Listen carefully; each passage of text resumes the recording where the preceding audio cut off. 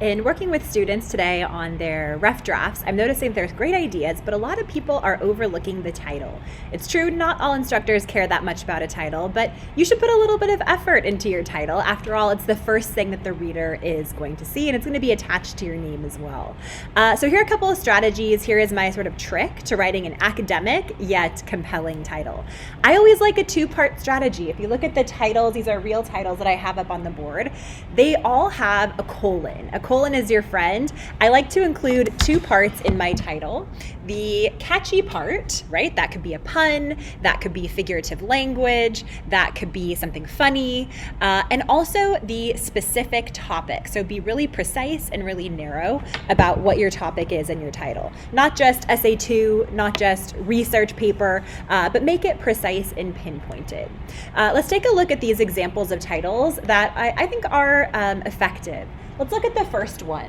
Out of the Huts of History, Shame, an Analysis of Form, and Maya Angelou's Poetry. So what I like about this one is obviously it uses the two-part structure. On one side of the colon, we have a quotation that comes from one of her poems. This is a really compelling line, right? It's really memorable. So pick a compelling line from the text that you're writing about, especially if it has to do with the themes or the ideas that you're going to discuss in your essay. Pick a memorable one though, right? Pick a good one. That's in quotation marks because it comes directly from one of her poems.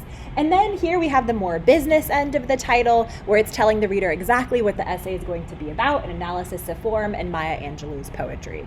If we just had the first part, that would really just be a quote from someone else's writing, but with the second part, it looks academic, it's intriguing, but it also includes what the essay is going to be about. If we look at this next one, Sweating in Statistics, Math Anxiety in College Students, this one also uses that trusty colon formula. You don't have to use a colon, of course, but I noticed that a lot of academic titles use colons to get in all of their ideas and make it not a complete sentence, as a title is generally not a complete sentence. This is really visceral, right? You can use a vivid image or evoke the five senses to pull the reader in. I might not care all that much about math anxiety. It's been a long time since I've taken math. I'm not a math teacher, but I can relate to Sweating in Statistics class, right? That's visceral, it pulls me in. And I'm always a fan of a little bit of alliteration here with the repetition of the S sound. If that's too cutesy for you, obviously you don't have to use alliteration. Let's look at another one. This is a real title of an essay I used to teach, Pigskin, Patriarchy, and Pain. Now, obviously, this one uses alliteration. Pigskin obviously means football here. It wouldn't quite have the same ring to it if it said football, patriarchy, and pain. Remember, a title can be controversial. This title is going to annoy some people, right? So a title can be something controversial. It's better to have an intriguing title that evokes an emotional response in people than a very vanilla title like Essay 1 or just the name of your topic. Here's one more we could take a look at. Children are born scientists. What if school encouraged that?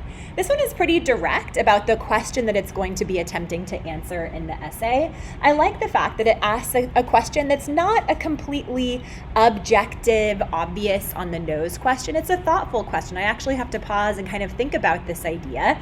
And children are born scientists, that's an interesting concept. I think I see what this person means, but I'm intrigued to read more in the essay. So when in doubt, try using a colon, include a creative part and a more business end. Doesn't really matter which comes first. Don't use a semicolon. You use that between two independent clauses. You want to use a colon. A couple other reminders about titles for academic essays.